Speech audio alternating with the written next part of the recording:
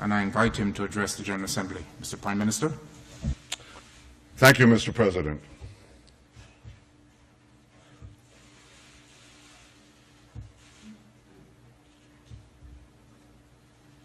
I feel deeply honored and privileged to stand here before you today representing the citizens of the State of Israel. We are an ancient people.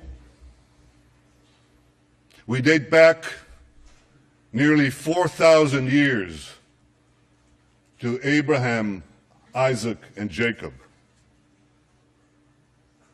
We have journeyed through time. We've overcome the greatest of adversities. And we reestablished our sovereign state in our ancestral homeland, the land of Israel. Now, the Jewish people's odyssey through time has taught us two things. Never give up hope. Always remain vigilant. Hope charts the future. Vigilance protects it. Today, our hope for the future is challenged by a nuclear-armed Iran that seeks our destruction. But I want you to know that wasn't always the case. Some 2,500 years ago, the great Persian king Cyrus ended the Babylonian exile of the Jewish people. He issued a famous edict in which he proclaimed the right of the Jews to return to the land of Israel and rebuild the Jewish temple in Jerusalem. That's a Persian decree. And thus began an historic friendship between the Jews and the Persians that lasted until modern times. But in 1979, a radical regime in Tehran tried to stamp out that friendship. As it was busy crushing the Iranian people's hope for democracy, it also led wild chants of death to the Jews. Now, since that time, presidents of Iran have come and gone. Some presidents were considered moderates, others hardliners. But they've all served that same unforgiving creed, that same unforgiving regime. That creed that is espoused and enforced by the real power in Iran, the dictator known as the supreme leader. First Ayatollah Khomeini, and now Ayatollah Khamenei.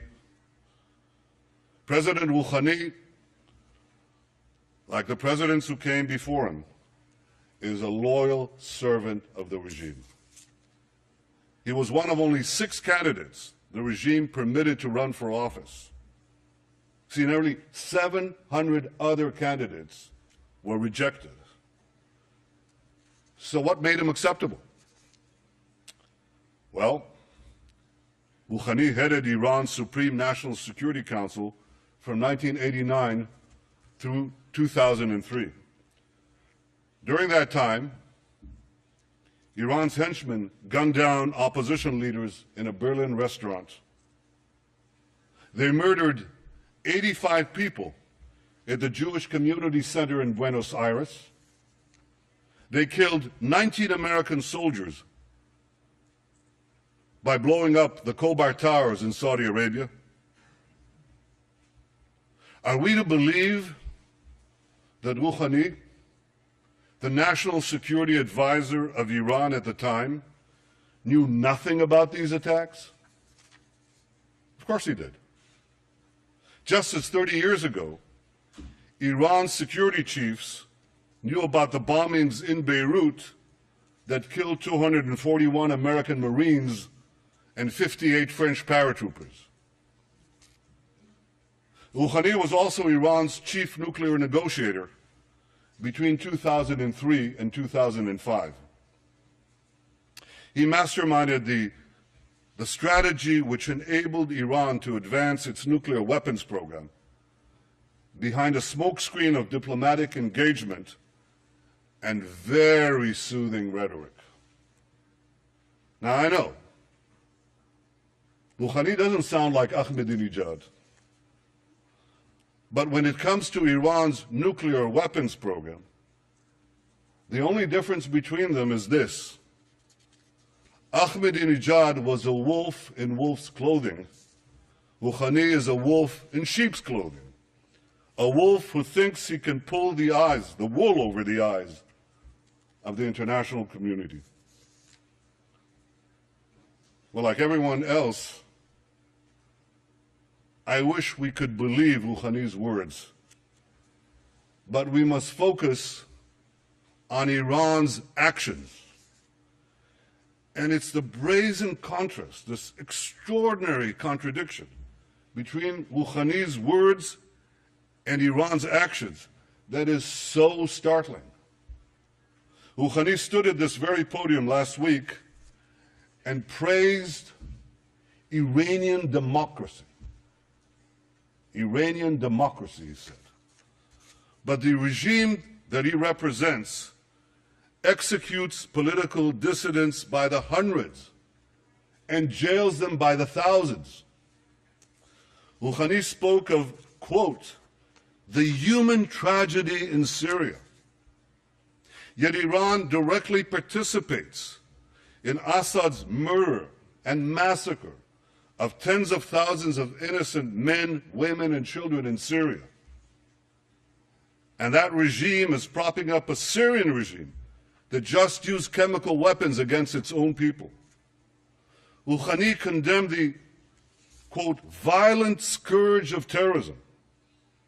Yet in the last 3 years alone, Iran has ordered, planned, or perpetrated terrorist attacks in 25 cities in 5 continents. Rouhani denounces, quote, attempts to change the regional balance through proxies. Yet Iran is actively destabilizing Lebanon, Yemen, Bahrain, and many other Middle Eastern countries. Rouhani promises, quote, constructive engagement with other countries. Yet 2 years ago, Iranian agents tried to assassinate Saudi Arabia's ambassador in Washington, D.C. And just 3 weeks ago, an Iranian agent was arrested trying to collect information for possible attacks against the American embassy in Tel Aviv. Some constructive engagement. I wish I could be moved by Rouhani's invitation to join his wave, a world against violence and extremism. Yet the only waves Iran has generated in the last 30 years are waves of violence and terrorism that it has unleashed in the region and across the world. Ladies and gentlemen, I wish I could believe Rouhani, but I don't. Because facts are stubborn things. And the facts are that Iran's savage record flatly contradicts Rouhani's soothing rhetoric. Last Friday, Rouhani assured us that in pursuit of its nuclear program, Iran, this is a quote, Iran has never chosen deceit and secrecy. Never chosen deceit and secrecy. Well, in 2002, Iran was caught, red-handed, secretly building an underground centrifuge facility in Natanz. And then, in 2009, Iran was again caught red-handed, secretly building a huge underground nuclear facility for uranium enrichment in a mountain near Qom. Rouhani tells us not to worry. He assures us that all of this is not intended for nuclear weapons. Any of you believe that? If you believe that, here's a few questions you might want to ask.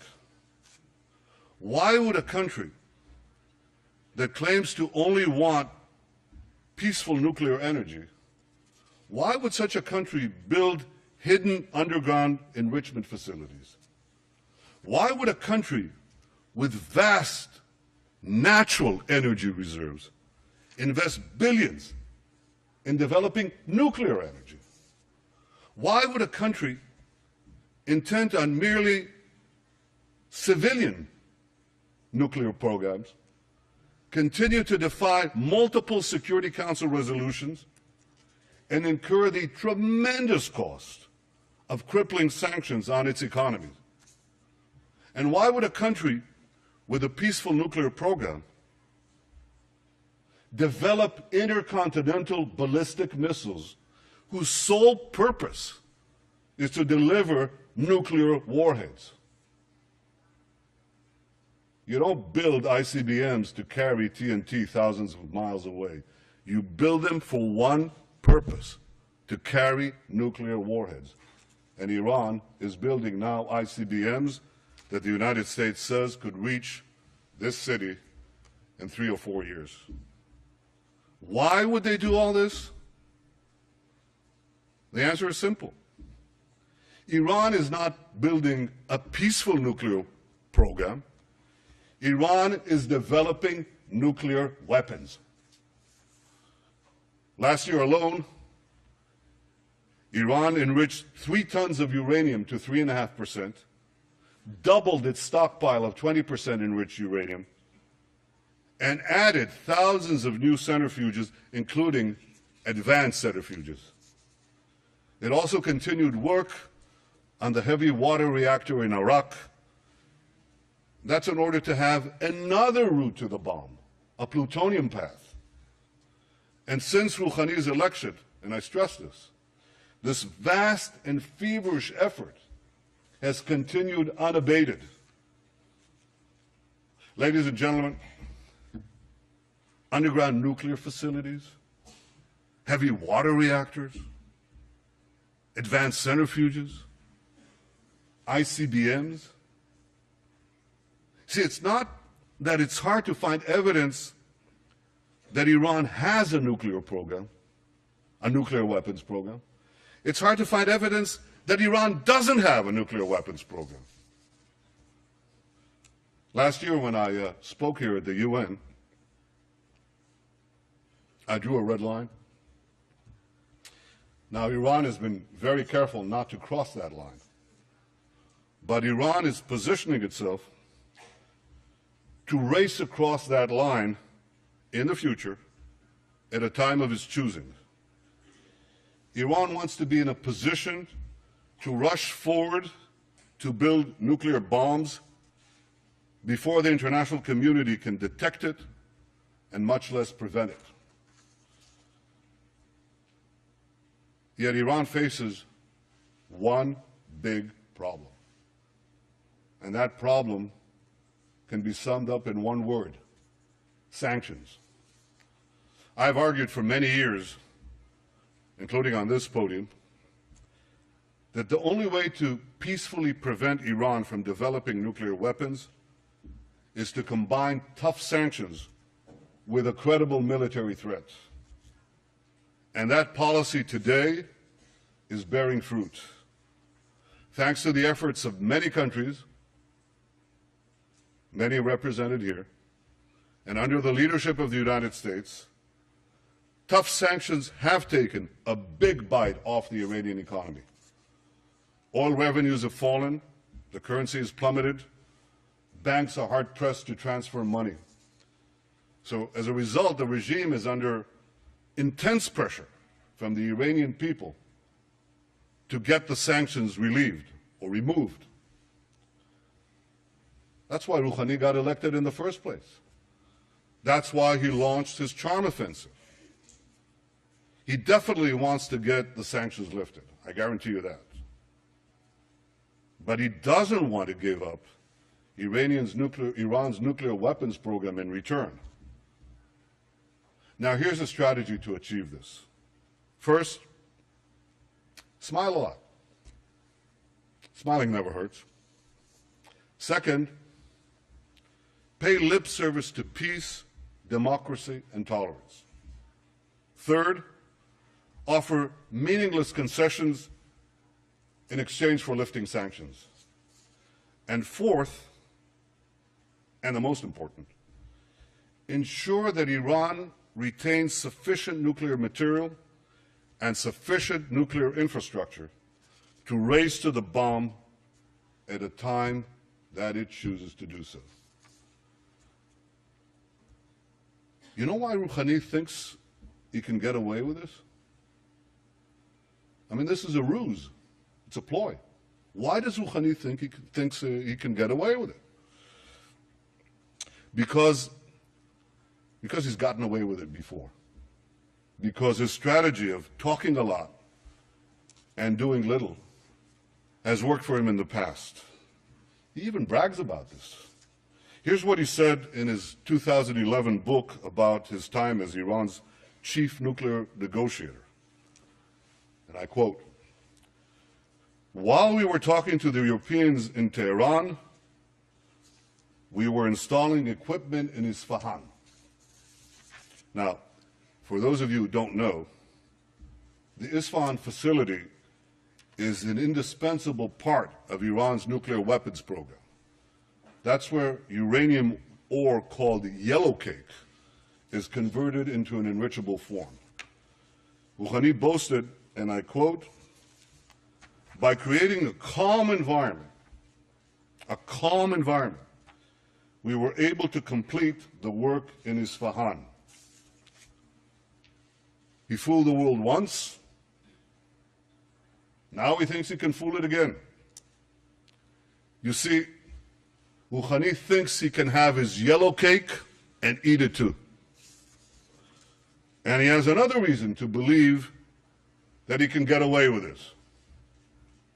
And that reason is called North Korea. Like Iran, North Korea also said its nuclear program was for peaceful purposes. Like Iran, North Korea also offered meaningless concessions and empty promises in return for sanctions relief. In 2005, North Korea agreed to a deal that was celebrated the world over by many well-meaning people. Here's what the New York Times editorial had to say about it. Quote, "For years now, foreign policy insiders have pointed to North Korea as the ultimate nightmare, a closed, hostile, and paranoid dictatorship with an aggressive nuclear weapons program. Very few could envision a successful outcome, and yet North Korea agreed in principle this week to dismantle its nuclear weapons program, return to the NPT, abide by the treaty's safeguards, and admit international inspectors. And finally, diplomacy, it seems, does work after all." Ladies and gentlemen, a year later, North Korea exploded its first nuclear weapons device. Yet, as dangerous as a nuclear-armed North Korea is, it pales in comparison to the danger of a nuclear-armed Iran. A nuclear-armed Iran would have a chokehold on the world's main energy supplies. It would trigger nuclear proliferation throughout the Middle East, turning the most unstable part of the planet into a nuclear tinderbox.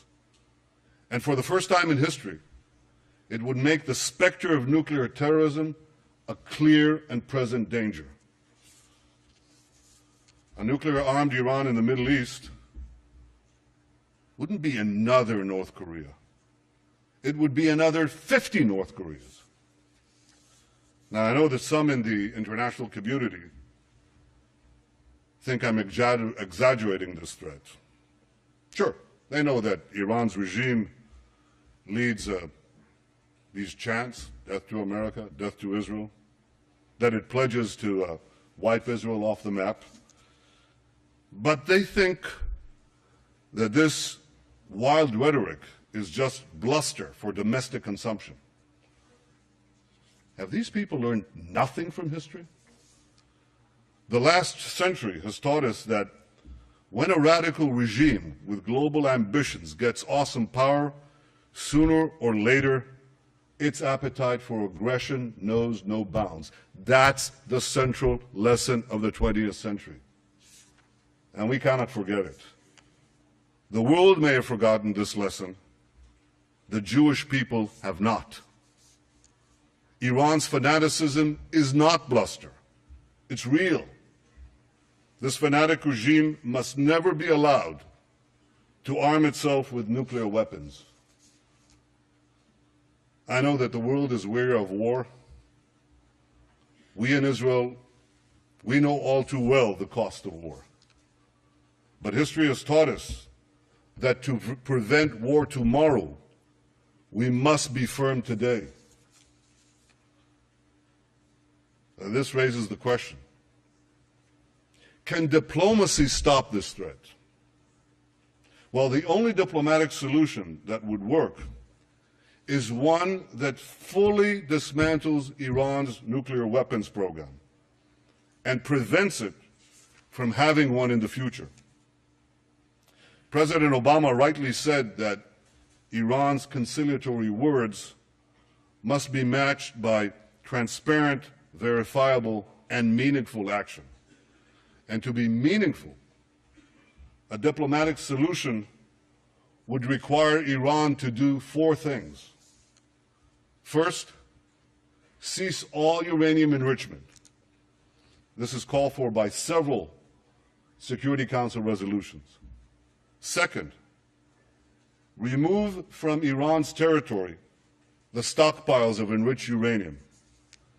Third, dismantle the infrastructure for a nuclear breakout capability, including the underground facility at Qom and the advanced centrifuges in Natanz. And four, stop all work at the heavy water reactor in Iraq aimed at the production of plutonium. These steps would put an end to Iran's nuclear weapons program and eliminate its breakout capability. There are those who would readily agree to leave Iran with a residual capability to enrich uranium. I advise them to pay close attention to what Rouhani said in a speech to Iran's Supreme Cultural Revolutionary Council. This was published in 2005. I quote, here's what he said. A country that could enrich uranium to about 3.5% will also have the capability to enrich it to about 90%. Having fuel cycle capability virtually means that a country that possesses this capability is able to produce nuclear weapons. Precisely.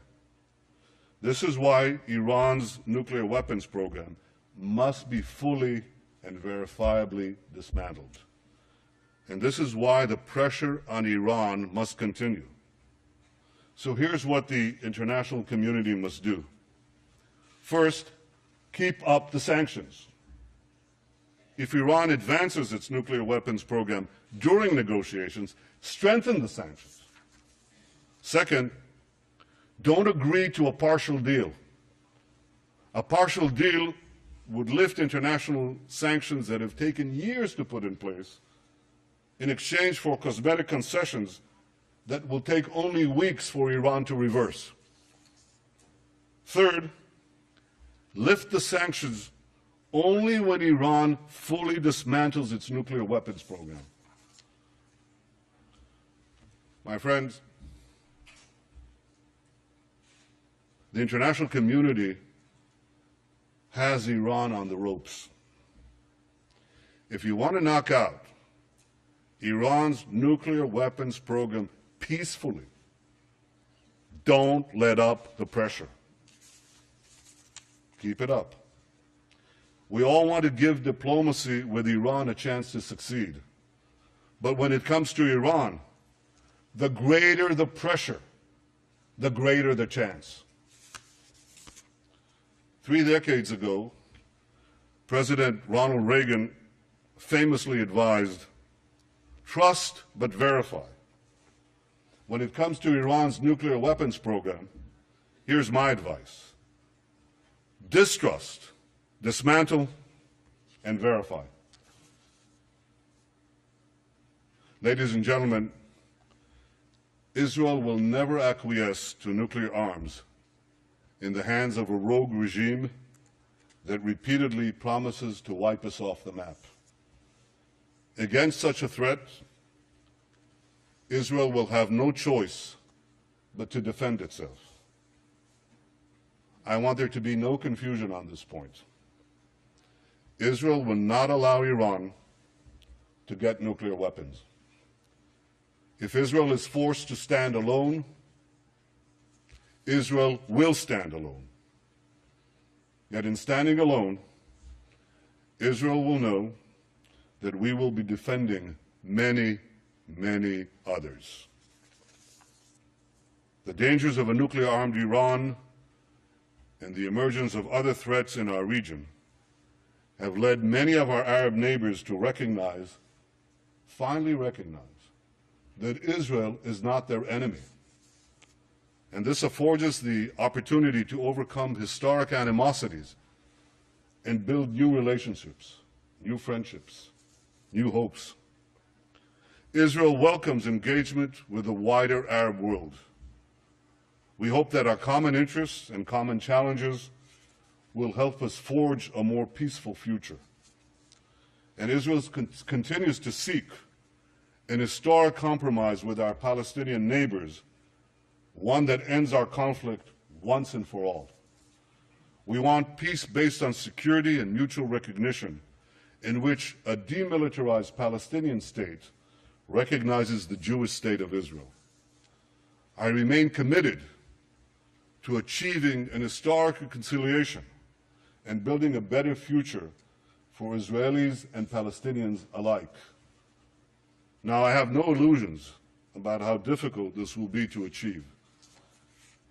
20 years ago, the peace process between Israel and the Palestinians began. 6 Israeli prime ministers, myself included, have not succeeded at achieving peace with the Palestinians. My predecessors were prepared to make painful concessions. So am I. But so far, Palestinian leaders haven't been prepared to offer the painful concessions they must make in order to end the conflict. For peace to be achieved, the Palestinians must finally recognize the Jewish state, and Israel's security needs must be met. I am prepared to make an historic compromise for a genuine and enduring peace, but I will never compromise on the security of my people and of my country, the one and only Jewish state. Ladies and gentlemen, one cold day in the late 19th century, my grandfather, Nathan, and his younger brother, Judah,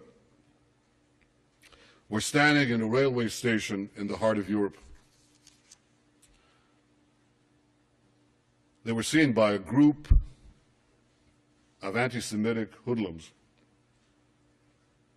who ran towards them, waving clubs, screaming, "Death to the Jews." My grandfather shouted to his younger brother to flee and save himself. And he then stood alone against the raging mob to slow it down. They beat him senseless. They left him for dead. And before he passed out, covered in his own blood, he said to himself, "What a disgrace! What a disgrace! The descendants of the Maccabees lie in the mud, powerless to defend themselves." He promised himself then that if he lived, he would take his family to the Jewish homeland and help build a future for the Jewish people. I stand here today as Israel's Prime Minister because my grandfather kept that promise. And so many other Israelis have a similar story, a parent or a grandparent who fled every conceivable oppression and came to Israel to start a new life in our ancient homeland. Together we've transformed a bludgeoned Jewish people, left for dead, into a vibrant, thriving nation, defending itself with the courage of modern Maccabees, developing limitless possibilities for the future. In our time, the biblical prophecies are being realized.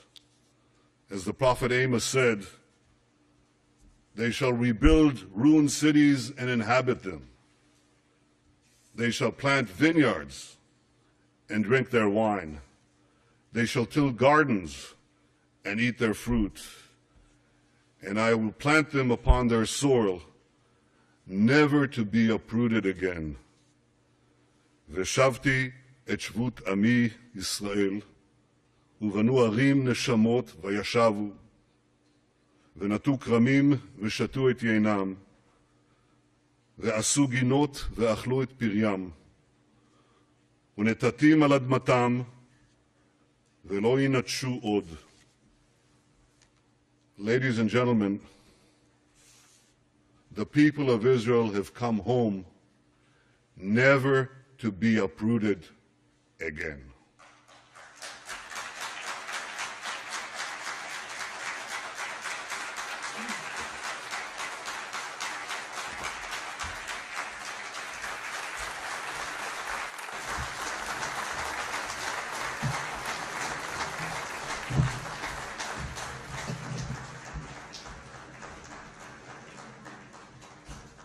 On behalf of the General Assembly, I wish to thank the Prime Minister, Minister for Foreign Affairs, and Minister for Public Affairs and the diaspora of the State of Israel for the statement just made, and I request protocol to escort His Excellency. We have heard the last speaker in the general debate.